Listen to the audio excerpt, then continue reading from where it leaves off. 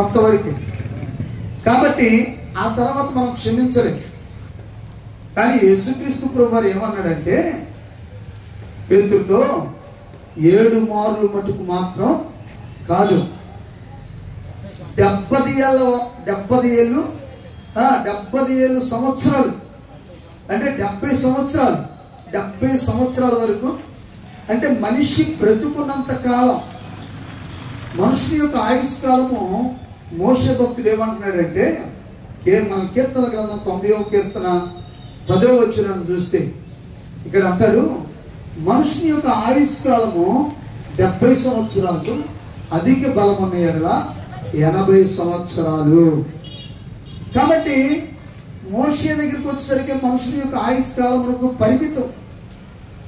అందుకనే ఇక్కడ మోషే భక్తుడు తన ప్రార్థనలో జ్ఞాపకం చేసుకుంటూ ఉన్నాడు. హల్లెలూయా.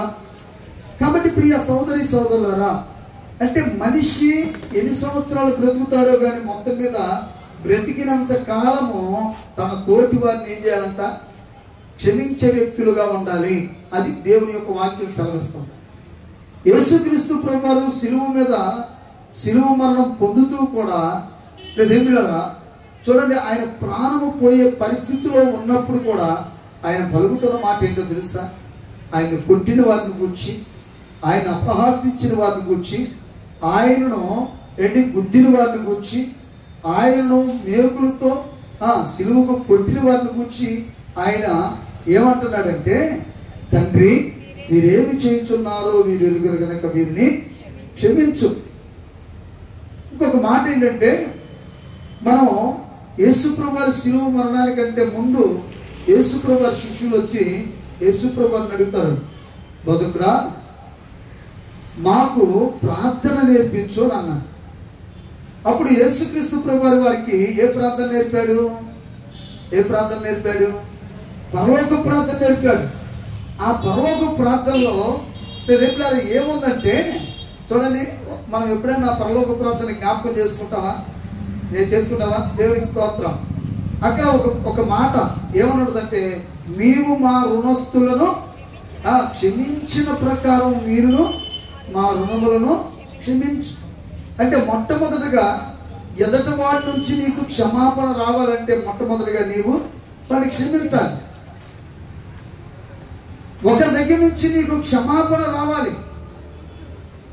ఒకరి దగ్గర నుంచి ఒక మనుషుడి దగ్గరికి క్షమాపణ వస్తేనే ఆ క్షమాపణలోనే దేవులారా సమాధానం ఉంటుంది. హల్లెలూయా. ఆ క్షమాపణలోనే ఏముంటుందంటే సంతోషం ఉంటుంది. ఆ క్షమాపణలో ఆనందం ఉంటుంది. ఒక మనుషుడి దగ్గర నుంచి ఇంకో క్షమాపణ రాకపోతే దేవులారా ఖచ్చితంగా అక్కడ కష్టము లేదా రకరకాల సమస్యలకు దారి తీయటం అనేది జరుగుతూ ఉంటుంది. అందుకనే ఎప్పుడు కూడా మనం దేవులారా మొట్టమొదటగా ప్రతి ఒక్కరు కూడాను వాడు క్షమిస్తేనే నేను క్షమిస్తా అనే విధానంలో కాదు, కానీ ఖచ్చితంగా మొట్టమొదటిగా నేను నా సహోదరునే కానీ లేకపోతే మరి ఎవరినైనా సరే నేను క్షమించాలి. దేవులారా ఇది ఎవరి మనసు అంటే క్రీస్తు యేసునకు కలిగిన మనసు. హల్లెలూయా. ఈ మనసును ఎవరో ఒకరు కాదు కానీ, ఎవరో ఒక వర్గానికి సంబంధించిన వారు కలిగి ఉండటం కాదు, కానీ ఈ భూమి మీద ప్రతి ఒక్కరు కూడాను ఇదే మనసును కలిగి ఉండాలి. హల్లెలూయా. హల్లెలూయా. నిజంగా దావీదు గారు ఇదిగో ఒక మాటను ఆయన మాట్లాడుతున్న ప్రతి మాటకు కూడాను వెనకాల చాలా అనుభవం ఉంది. ఎవరి దగ్గర ఆయనకి క్షమాపణ దొరకలా, ఈయన ఏ తప్పు చేయకపోయినా ఎవరి దగ్గర ఆయనకి క్షమాపణ దొరకలేదు, ఎవరి దగ్గర ఆయనకి సమాధానం లేదు, ఎవరు ఆయనతో సమాధానం ఉండట్లేదంటే దేవులారా ఇదిగో ఆనాడు ఇజ్రాయేల్ ప్రజలకు రాజుగా ఏర్పరచబడిన సౌలు దగ్గర ఇతనికి క్షమాపణ లేదు, సౌలు దగ్గర ఇతనికి నెమ్మది లేదు. దేవులారా అలాంటి పరిస్థితులన్నీ కూడా అందుకనే కీర్తనకారుడు ప్రతిదీ కూడా తలపోసుకుంటూ మాట్లాడుతూ ఉన్నాడు. హల్లెలూయా. కాబట్టి ఇక్కడ ఎవరి దగ్గర ఉందని చెబుతున్నాడు ఈయన క్షమాపణ. ఎక్కడ దొరికిందంటే క్షమాపణ అంటే దేవుడి దగ్గర మాత్రమే క్షమాపణ దొరికింది. దేవునికి స్తోత్రం కలుగును గాక. హల్లెలూయా. ఏ మనుషుడి దగ్గర కూడాను ప్రియరా, ఇదిగో ఒకవేళ నన్ను నేను ఎదుటి వారిని క్షమించాలి అని అంటే దాని గురించి నేను రకరకాలుగా ఆలోచనలు చేస్తాను కదా. ఎవరైనా అంతే, రకరకాలుగా ఖచ్చితంగా ఆలోచన చేస్తాం. ప్రియరా, ఈ ఆలోచన పలు పరిస్థితులకు దారితీస్తా ఉంటాయి. క్షమాపణ అడిగే విషయంలో మనం అసలు ఆలోచన చేయకూడదు. వాక్యం యొక్క నెరవేర్పు మన జీవితంలో జరుగులాగిన ఖచ్చితంగా మనము మన తోటి వారిని క్షమించాలి. ఒకవేళ క్షమించే తత్వం నీకు లేకపోతే ఏంటి, దేవుడి దగ్గర కూడా నీకు క్షమాపణ ఉండదు. యేసుక్రీస్తు ప్రభువారు శరీరధారిగా ఆయన ఈ భూమి మీదకి వచ్చినప్పుడు, ఇప్పుడు చదువుకున్నాం మనం ఈ మత్తయి సువార్త. ఈ మత్తయి సువార్తలో యేసుక్రీస్తు ప్రభువారు పేతురుతో మాట్లాడిన తర్వాత చదవండి, 23వ వచనం నుంచి. కావున పరలోక రాజ్యము తన దాసుని యొక్క లెక్క చూసుకొనగోరిన ఒక రాజును పోలి ఉన్నది. అతడు లెక్క చూసుకొన మొదలు పెట్టినప్పుడు అతనికి 10,000 తలాంతులు అచ్చియున్న ఒకడు అతని యొద్దకు తేబడెను. ఎన్ని తలాంతులు అంట? ఒక్క తలాంతు వచ్చి దాదాపుగా 3,600 రూపాయలు కావచ్చు అని ఫుట్ లైన్లో మనం చూస్తా ఉన్నాం. ఒక్క తలాంతు ఎంతంట? 3,600 రూపాయలు. ఇప్పుడు 10,000 తలాంతులు అంటే దాదాపుగా ఎంత బాకీ ఉన్నాడు వీడు? ఎంత ఉన్నాడు? లక్షల్లో ఉన్నాడా? ఇంకా ఎక్కువ ఉన్నాడు?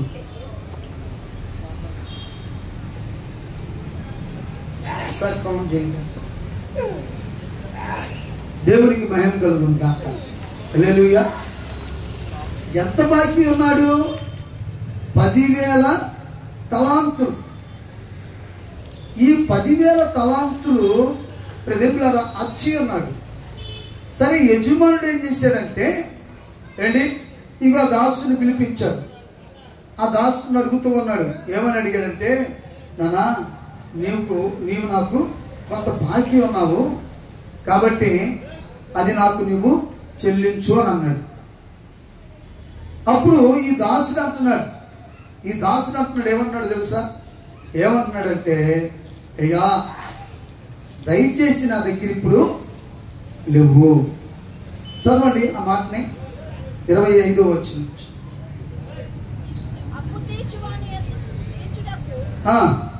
వాని యొక్క ఏమీ లేనందున వాని యజమానుడు వాని భార్యను పిల్లలు వానికి కలిగినది యావత్తును అమ్మి అప్పు తీర్చవలని ఆజ్ఞాపించును.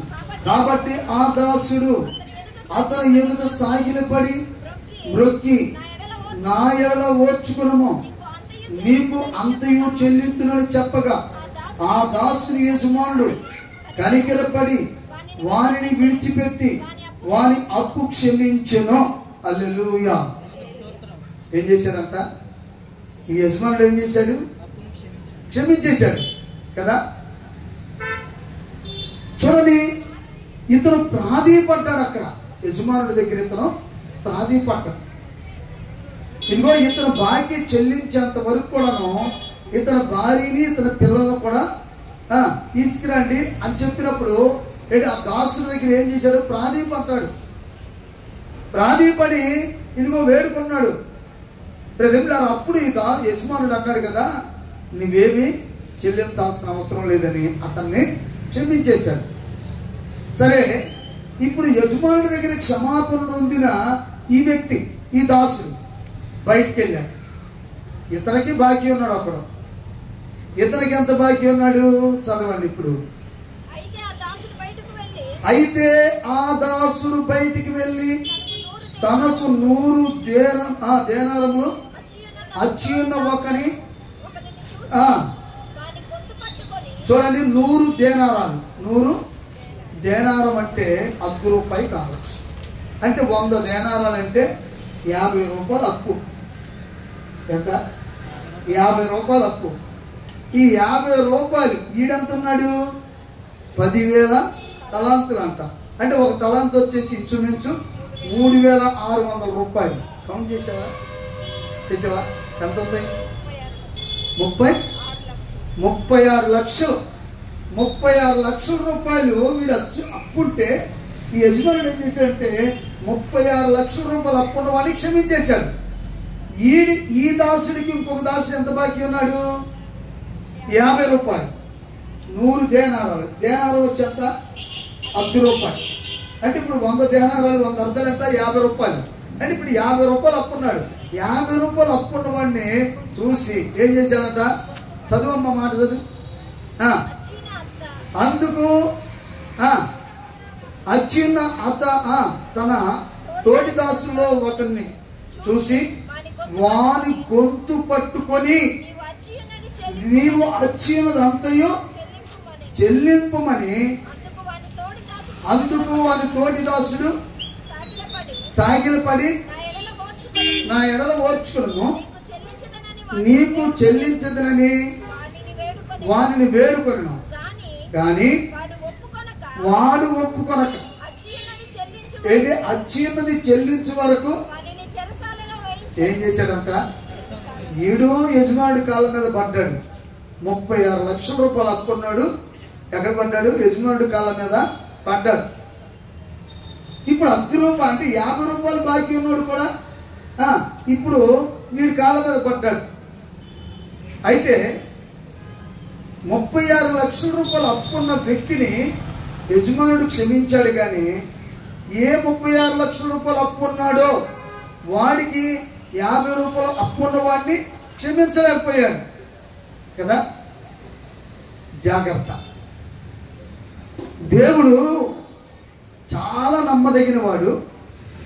ఆయన పట్టుకునే చోట పట్టుకుంటాడు, విడిచిపెట్టే చోట విడిచిపెడతాడు. ఇది తెలుసుకోవాలి ముందు. కాబట్టి ఒకవేళ నువ్వు పెద్ద తప్పు చేయొచ్చు, చిన్న తప్పు చేయొచ్చు.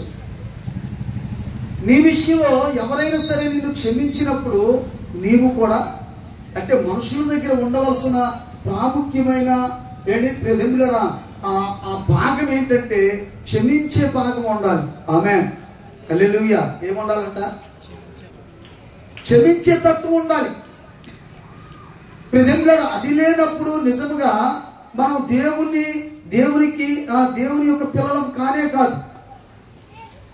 ఆ క్షమించే తత్వం లేనప్పుడు దేవునికి వారసులుగా మనం కానేరమే. కాబట్టి దేవుని పిల్లలు ఎప్పుడు కూడాను ప్రియ సోదరి సోదరులారా వారు ఎలా ఉంటారంటే క్షమించే తత్వంలోనే ఉంటారు. హల్లెలూయా. వాక్యాన్ని అనుసరించేవారు.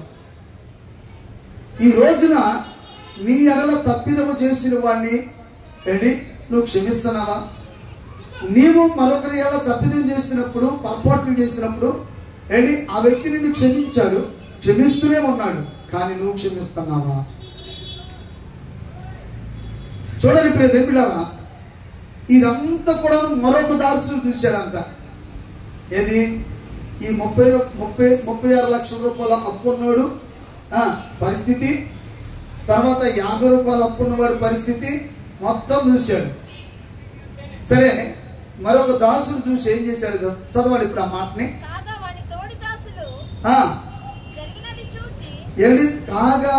వాని తోటి దాసుల్లో ఒకడు జరిగినది చూసి అంటే బాగా బాధపడుతూ వచ్చి ఎక్కడికి వచ్చాడు? యజమానుడి దగ్గరికి వచ్చాడు. వచ్చి అప్పుడు వాని యజమానుడు వచ్చి ఏం చెప్పాడు? అజ్జమ్మా జరిగినదంతయో ఏం జరిగింది? ఇప్పుడు అక్కడ ఏం జరిగింది? ఈ 36 లక్షల రూపాయలు అప్పున్నవాడు వెళ్ళిపోయి ఎవడు గొంతు పట్టుకున్నాడు? వీడికి 50 రూపాయలు అప్పున్నాడు గొంతు పట్టుకున్నాడు. ఇదంతా చూశాడు. వాడిని కొట్టాడు, గొంతు పట్టుకున్నాడు, తీసుకెళ్ళి ఎక్కడ వేయించాడు? సెలసాలో వేయించాడు. ఇదంతా కూడా చూసి దుఃఖపడుతూ వచ్చి తన యజమానుడికి చెప్పాడు, అయ్యా నువ్వు వాడిని క్షమించావు కదా, కానీ వాడికి 50 రూపాయలు బాకీ ఉంటే ఆ 50 రూపాయలు బాకీ క్షమించలేకపోయాడు, వాడిని కొట్టాడు, తీసుకెళ్లి సెలసాల్లో వేయించాడు. ఇదంతా చెప్పేసరికి ఇప్పుడు యజమానుడికి ఎక్కడలేని కోపం వచ్చింది. యజమానికి ఎక్కడలేని కోపం వచ్చింది. వెంటనే ఏం చేశారండి ఇప్పుడు? చదవమ్మా. అప్పుడు వాని యజమానుడు వానిని పిలిపించి, ఏంటి? చెడ్డదాసుడా, నీవు నన్ను వేడుకుంటివి గనక నీ అప్పంతయు క్షమించితిని. ఇక నువ్వు చెల్లించాల్సిన అవసరం లేదని నేను పంపేశా. నేను నిన్ను కరుణించిన ప్రకారము నీవును నీ తోటి దాసుడిని కరుణింపవలసి ఉండేది కదా అని వానితో చెప్పి, అందుచేత వాని యజమానుడు కోపపడి తనకు అచ్చిన్నదంతా ఇప్పుడు ఎంత చెల్లించాలి? 50 రూపాయలతో పోయేది. 50 రూపాయలతో 36 లక్షల రూపాయల బాకీని క్షమించారుగా. ఇప్పుడు 50 రూపాయల దగ్గర పట్టుకునేసరికి ఏంటి? ఇప్పుడు యజమానుడు ఏమన్నాడు? ఇప్పుడు మొత్తం నయా పైతో సహా మొత్తం నువ్వు చెల్లించాల్సింది అని చెప్పి ఏంటి? చూడండి, బాధపరచువానికి వాడిని అప్పగించను. మీలో ప్రతివాడును ఆమేన్ హల్లెలూయా. ఎలా ఉండాలంట? మీలో ప్రతివాడును తన సహోదరుని హృదయపూర్వకముగా నా పరలోకపు తండ్రియు. ఏంటి? చూసారా ప్రియ సోదరి సోదరులారా, నీవు ఈ భూమి మీద ఎంతకాలం బ్రతుకుతావో నీకు తెలీదు, నాకు తెలియదు. గడిచిన గత 2 రోజులు 3 రోజుల క్రితం అనుకుంటా బస్సులో ప్రయాణం చేస్తున్నా. వాళ్ళు అనుకున్నారా? భార్య భర్త 2 పిల్లలతో ప్రయాణం చేస్తున్నారు. భార్య భర్త 2 పిల్లలతో ప్రయాణం చేస్తున్నారు. ఒక ఫ్యామిలీ ఆ బస్సులో ఉంది. వాళ్ళు అనుకోలేదు ఈ రాత్రి మనం బస్సు ఎక్కాము, రేపు పొద్దున్నే మనం చనిపోతామని వాళ్ళు అనుకుంటారా? అనుకుని ఉంటారా? ఎవరికి తెలుసండి? ఎవరి మరణం ఎక్కడుందో ఎవరికి తెలుసు? ఎవరి యొక్క గుండె ఎక్కడ ఆగిపోద్దో ఎవరికి తెలుసు? మరణము ఏ రూపంలో ఎవరి దగ్గరికి వస్తుందో ఎవరికి తెలుసు? కాబట్టి నీవు మరణించక ముందే ప్రాణముతో ఉండగానే ఖచ్చితంగా నీవేం చేయాలి భూమి మీద అంటే? ఏం చేయాలంట? చెప్పండి, ఏం చేయాలి? ఏం చేయాలి? ఇప్పుడు దేని గురించి నడుస్తుంది? దేని గురించి నడుస్తుంది? అదేదో ఆటో ఒకటి వస్తుంది, ఏమో నడుస్తుంది అని అంటాడు. ఏదో నడుస్తుంది అంట, మరి అదేంటో. మరి ఇక్కడ ఏమో నడుస్తుంది? ఇప్పుడు దేవునికి స్తోత్రం కలుగును గాక. చూడండి ఇప్పుడు దేవుడారా, ఏమి నడుస్తుంది అని అంటే ఏంటి? ఇక్కడ దేని గురించి మనం వింటున్నాం. దేవుడు ఇక్కడ ఏ సంగతులు ఇక్కడ తెలియజేస్తున్నాడంటే క్షమాపణ. ఆమేన్ హల్లెలూయా.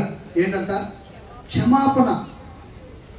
దేవుడారా, ఇది నీ దగ్గర లేనప్పుడు అసలు దేవుడు కుమారుడు కానే కాదు, దేవుడు కుమార్తెవు కాదు.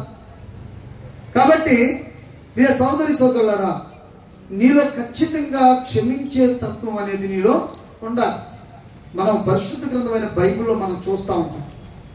విశ్వాసుల వీరుల్లోకి వెళ్ళినట్టయితే విశ్వాసుల వీరులు ఆ జాబితా ఉంది.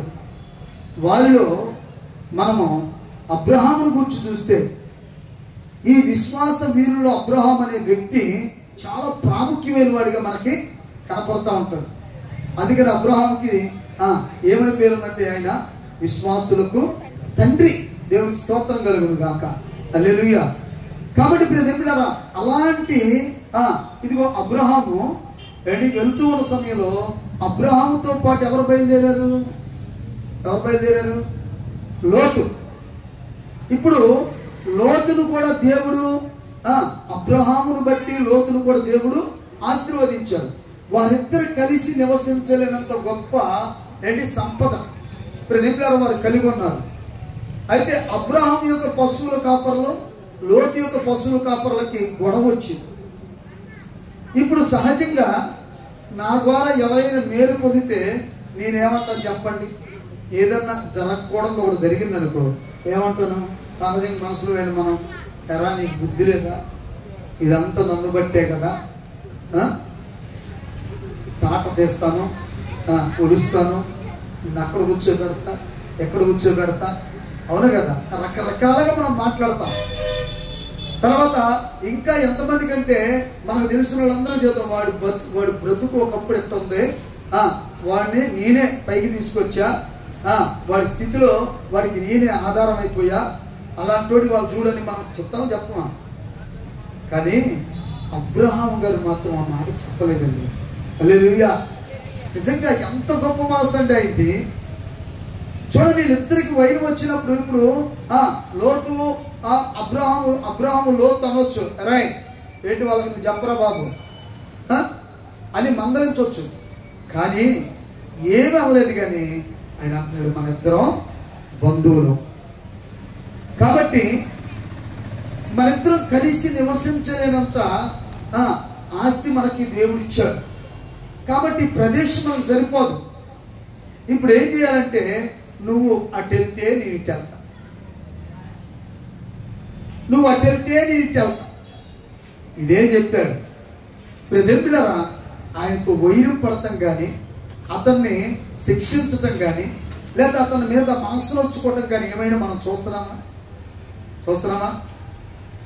ఒక విషయం ఏంటంటే,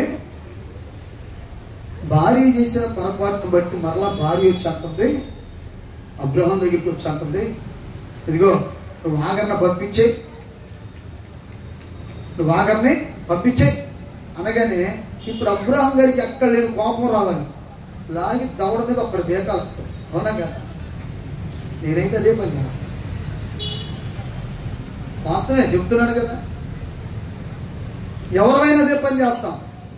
కానీ అబ్రహాము తన భార్యను కొట్టలేదు. అబ్రహాము ఏంటి, తన భార్యను దూషించరా, ఏంటి పలికి మాలిన ఆలోచనలు చేసి నువ్వే కదా చేశావు అని ఏ మాట కూడా అనకుండా ఒకే ఒక మాట అన్నాడు, అమ్మా ఆగరు నీ చేతిలో ఉంది, అది నీ దాసి. ఇంకేం మాట్లాడాలి? ఏంటి మనసు? చేసినంత చేసి నా మీద భయపడతావేంటి అని అనవచ్చు. అంతకంటే ముందు ఇంకొక విషయం ఏంటంటే, దేవుడు పిలిచిన తర్వాత ఆయన ప్రయాణమై వెళ్తూ ఉన్న సమయంలో అండి, రాజు యొక్క ఈ శారా గారు, అంటే ఈ యొక్క అబ్రహాం యొక్క భార్య అయిన శారాని ఆ రాజుకి సరిపోద్దన్న ఉద్దేశంతో ఆయన దగ్గరికి తీసుకుని వెళ్ళారు. అబ్రహాము మనసును వచ్చుకోలేదు, బాధపడలేదు. ప్రదేమిలారా ఆ రాత్రి ఆయన దేవుడికి మొరపెట్టాడు అంతే. హల్లెలూయా! కాబట్టి ఇప్పుడు దేవుడు ఏం చేశారంటే, ఆ ఇంటి వారందరూ కూడా ఆయన మొత్తారట. పంచాయతీ పెట్టలయ్యనా ఎవరో అబ్రహాం. మనం ఏం చేస్తాం ఏంటి, కాళ్ళు కలిగి పిల్లిలాగా కాలుకు పాపం కట్టుకొని తిరిగినింటికి 10 సార్లు తిరిగి అలసిపోయి రారేంటి, రండి వాడు ఎవరి మీద చూడాలి. ఆమేన్, హల్లెలూయా. దాని ఎవరి మీద ఏమి లేకపోవటం అంటే క్షమించే తత్వం లేకపోవటం వలన ప్రజెంట్లరా మనుషుల యొక్క జీవితాల్లో రకరకాల ఆలోచనలు వస్తూ ఉంటాయి. అందుకని చాలా జాగ్రత్తగా వాక్యానుసారంగా మనం నడుచుకున్నాం. మన ముందు ఏంటి, క్షమించిన సేవకులు, దాసులు, రాజులు, ప్రవక్తలు ఎంతో మంది ఉన్నారు. అందుకనే వాళ్ళని గూర్చి అపోస్తలుడైన పౌలు గారు అంటాడు, ఎంత గొప్ప సాక్షి సమూహము మేఘముల వలె మనల్ని ఆవరించినందున మనము కూడా ప్రతి భారమును సులువుగా చిక్కులు పెట్టి పాపమును విడిచిపెట్టి విశ్వాసమునకు కర్తయు దాన్ని కొనసాగించువాడైన యేసు వైపు చూచుచు మన ఎదుట ఉంచబడిన పందెములో ఎలాగా ఉందా ఓపిక ఉందా? గ్లాసు నీళ్ళు తెమ్మంటే ఏమంటారు? ఏమంటారు? ఏమంటారు? గ్లాస్ మంచినీళ్ళు తెమ్మంటే ఏమంటుంది? ఏమంటది? చెప్పండి, ఏమంటారు? కొద్దిగా టవల్ అందుకోమంటే ఏమంటారు? సరే, ఇంట్లో వాళ్ళు పని చేసుకుంటా కొద్ది కొట్టికాడికి వెళ్ళరు అంటే ఏమంటారు? చెప్పండి, ఏమంటారు? ఇంట్లో భార్య భర్తకి ఏదైనా పని చెప్పింది అనుకో, ఏమంటాడు? సరే, భర్త ఏదైనా ఇంట్లో ఏదన్నా అడిగాడు అనుకోండి, భార్య ఏమంటది? ఇక మామూలుగా కాదు, మొత్తం మీద ఎక్కడో ఉంది, ఆ లింకు తెగిపోయింది, ఎక్కడో తెగిపోయింది మొత్తం మీద. ఇప్పుడు ఆ తెగిపోవటం వలన ఇప్పుడు సమస్య అనేది ఎక్కువైపోతుందో తక్కువైంది. ఆ లింకు కాబట్టి ఏముండదు, చక్కగా కూర్చుంటారు, కలుపుకుంటారు, చక్కగా ఒకళ్ళ నోట్లు ఒకళ్ళు ప్రేమగా పెట్టుకుంటారు. ఆ లింక్ ఉన్నంత వరకు. ఆ లింక్ పోయిందనుకో, తెగిపోయిందనుకో, ఇప్పుడు ఏం చేస్తారు? అసలు పక్కన కూర్చున్నానికి కూడా ఇష్టపడరు. ప్రియ సోదరి సోదరులారా, చూడండి, దేవుని యొక్క లేఖనాల గురించి మనం పరిశీలన చేసినట్లయితే మన దగ్గర ఏముండాలంట? ఏముండాలి చెప్పండి, ఏముండాలయ్యా? ఇదిగో జీవితానికి కావాల్సింది ఏంటంటే డబ్బులు కావాలి, లేకపోతే తినటానికి మరి బియ్యం కావాలి, అవి కావాలి, ఇవి కావాలి. ఏది లేకపోయినా అడుగుతా, అడగకుండా మాత్రం ఉండవు ఖచ్చితంగా. దేవుడారా, కానీ మనము దేవుడి దగ్గర అడగవలసింది ఏంటో తెలుసా? ఇవాళ దేవుడి దగ్గర కూడా మనం ఏమడుగుతాం?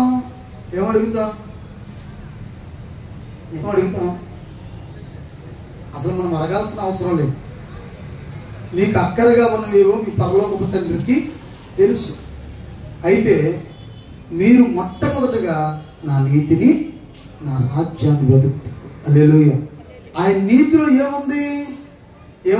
ఆయన నీతిలో ఏముంది? ఏమి నడుస్తుంది ఇప్పుడు? ఆయన నీతిలో ఏముంది ఇప్పుడు? క్షమాపణ. దేవునికి స్తోత్రం కలుగును గాక. ఆయన నీతిలో ఏముంది? దేవుడారా, ఆయన రాజ్య వారసులుగా మనం చేర్చబడాలంటే ఇప్పుడు ఏముండాలి మనలో? అర్థం చేసుకోండి. ఇది మనలో ఉంటే, అయ్యా నా కూరగాయలు, నూనె లేదు, పప్పు లేదు, తాలింపు లేవు, అవి లేవు, ఈ లేవు, ఇక్కడ చూసుకో. అవి లేకపోవడం వలన సాటింపు ఎవరో ఏ అవసరంలా ఈ దొరసానమ్మ గారు వేసింది 10 ఏళ్ళకి వెళ్ళి. ఈ దొరసానమ్మే వేసింది, అవునా కదా? వేసే దొరసానమ్మ లేరా? సాటింపు చేసే దొరసానమ్మ లేరా? నేను ఆ రోజుకున్నారా లేరా? చెబుతూ మళ్ళీ తర్వాత ఇంటికి వెళ్ళిన తర్వాత ఏమొచ్చిందో దేవునికి స్తోత్రం కలుగును గాక. హల్లెలూయా. ఉన్నారా లేరా? ఏంటి అసలు నిజంగా అప్పటికప్పుడు మొక్కలన్నీ కూడా నా కవలికలు మారిపోతాయి. ఎవరన్నా వచ్చినప్పుడు ఇంకొద్దిగా దానికి పొదులు పెడతారు. దేనికి? ఆ కవలేలు. ఏంటి అంటున్నామంటే ఏం చెబుతాను, ఇంకేం చెప్పాలి, అక్కడ వచ్చిన ఒక్కరి దగ్గర ఆగదు, అది ఇంకెద్దరి దగ్గర, ఇంకో ముగ్గురు దగ్గరికి, అలా చివరాఖరికి విజయ్ కుమార్ అంటే ఇంట్లో అసలు ఏం పట్టించుకోవాలంట. ఆమె ఏంటంట? విజయ్ కుమార్ ఇంట్లో ఏమి పట్టించుకోవడంట. ప్రియదేవులారా, చూడండి, ఏంటిది అంతంటే వాక్యములకు వ్యతిరేకమైన పరిస్థితి ఇదిగో ఉండటం వలన. అందుకని చాలా జాగ్రత్తగా ప్రియ సోదరి సోదరులారా, మనము అది కావాలి ఇది కావాలని దేవుడిని అడగవసరం లేదు.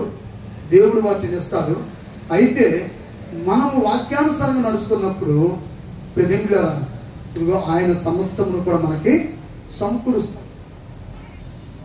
మన అతిశయం ప్రియదేవులారా, జేబులో 500 రూపాయల నోట్లు కట్టలు కాదు మన అతిశయం.